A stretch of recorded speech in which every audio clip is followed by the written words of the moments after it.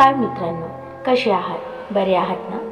मित्रांनो, भरलेला खिसा माणसाला दुनिया दाखवतो, रिकामा खिसा मात्र दुनियेतील माणसं दाखवतो. ज्याच्या जवळ उमेद आहे तो कधीही हरू शकत नाही. चुकून ही प्रकृती मान्य करणे ही संस्कृती आणि सुधारणा करणे ही प्रगती आहे. शब्दांपेक्षा शांत राहूनच जास्त आक्रमक होता येतं. नेहमी तुमचे सर्वोत्तम प्रयत्न करा आणि हे करूनच देखील ते तुमची कदर करत नसते तर तो त्यांचा दोष आहे, तुमचा नाही. जीवनात चांगल्या माणसांना शोधू नका, स्वतः चांगले व्हा आणि कुठेतरी तुम्हाला शोधत येईल. कुणा वाचून कुणाचे काही चालत नाहीत. ते जरी खरे असले तरी कोण कधी उपयोगी पडेल हे सांगता येत नाही. डोकं शांत असेल तर निर्णय चुकत नाही आणि भाषा गोड असेल तर माणसं तुटत नाहीत. प्रत्येकाशी प्रेमाने वागलं पाहिजे. जे तुमच्याशी वाईट वागतात त्यांच्याशीही प्रेमानेच वागलं पाहिजे. ते चांगले आहेत म्हणून नाही तर तुम्ही चांगले आहात म्हणून. मन ओळखणाऱ्यांपेक्षा मन जपणारी माणसं हवी, कारण ओळख ही क्षणभरासाठी असते तर जपवणूक आयुष्यभरासाठी. जी व्यक्ती तुमच्या प्रगतीवर जळते त्याचा तिरस्कार कधीच करू नका, कारण ती व्यक्ती स्वतःपेक्षा तुम्हालाच उत्कृष्ट व्यक्ती समजून जळत असते. नात्यांची सुंदरता एकमेकांचे दोष स्वीकारण्यात आहे, कारण एकही दोष नसलेल्या माणसाचा शोध घेत बसलात तर आयुष्यभर एकटे राहाल. विश्वास हा खोड रबर सारखा असतो. तुम्ही केलेल्या प्रत्येक चुकीबरोबर तो कमी होत जातो. अडचणीत असताना अडचणीपासून दूर पडणे म्हणजे अजून मोठ्या अडचणीत जाण्यासारखेच आहे. सगळ्यात सुंदर नाते हे दोन डोळ्यांचे असते. ते एकाच वेळी उघडझाप करतात, एकाच वेळी रडतात, एकाच वेळी झोपतात, तेही आयुष्यभर एकमेकांना न बघता. स्वतःची तुलना इतरांबरोबर करू नका. तसे केल्यास तुम्ही स्वतःचा अपमान करत आहात.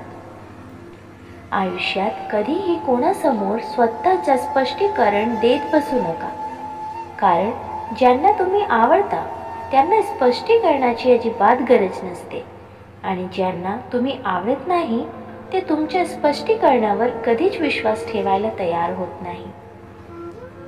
मानवाचा दानव होणे हे त्याची हार, मानवाचा महामानव होणे हा त्याचा चमत्कार आणि मानवाचा माणूस होणे हे त्याचे यश आहे. सत्य ही एक अशी श्रीमंती आहे जी एकदाच खर्च करून त्याच्या आयुष्यभर आनंद उपभोगता येतो.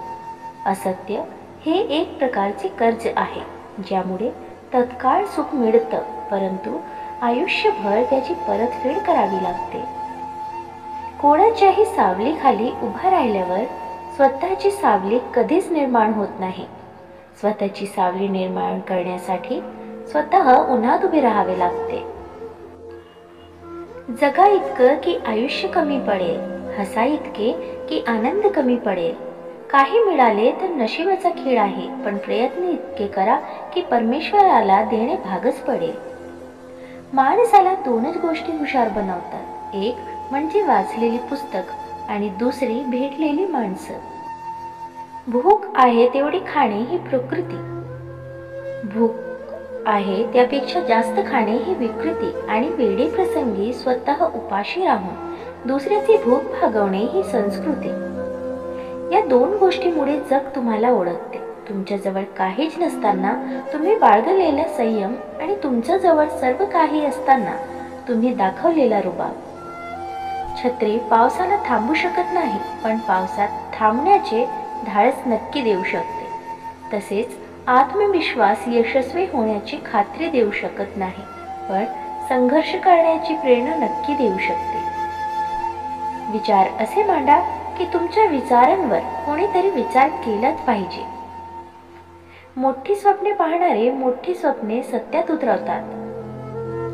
जीवनात चांगला माणूस होण्यासाठी एवढेच करा, चुकाल तेव्हा माफी मागा आणि कोणी चुकलं तर माफ करा. कारण सांगणारी लोक यशस्वी होत नाहीत आणि यशस्वी होणारे लोक कारण सांगत नाही. नाही हा शब्द तुम्हाला ऐकू येत नाही तोपर्यंत सगळे काही शक्य आहे. आपल्या नियतीचे मालक बना, पण परिस्थितीचे गुलाम बनू नका. चांगला गुरु यशाचे दरवाजे उघडून देऊ शकतो, पण त्यातून यशाच्या दिशेने जाण्यासाठी स्वतःलाच चालावे लागते. कासवाच्या गतीने का होईना, पण रोज थोडी थोडी प्रगती करा. खूप ससे येतील आडवे, बस त्यांना हरवायची हिंमत ठेवा. न हरता, न थकता, न थांबता प्रयत्न करणाऱ्यांसमोर कधी कधी नशीब सुद्धा हरतं. आज मी निदान एक पाऊल पुढे टाकेन, निदान एक काम पूर्ण करेन, निदान एक अर्थला ओलांडी, निदान प्रयत्न तरी करीनच करेन. कोणतेही कार्य अडथळल्याशिवाय पार पडत नाही. शेवटपर्यंत जी प्रयत्न करतात त्यांना यश प्राप्त होते. मित्रांनो, तुम्हाला हा व्हिडिओ कसा वाटला कमेंट करून नक्की सांगा आणि व्हिडिओ आवडल्यास लाईक शेअर करायला विसरू नका. आणि अशी छान छान कथा आणि सुविचारासाठी चॅनलला सबस्क्राईब नक्की करा.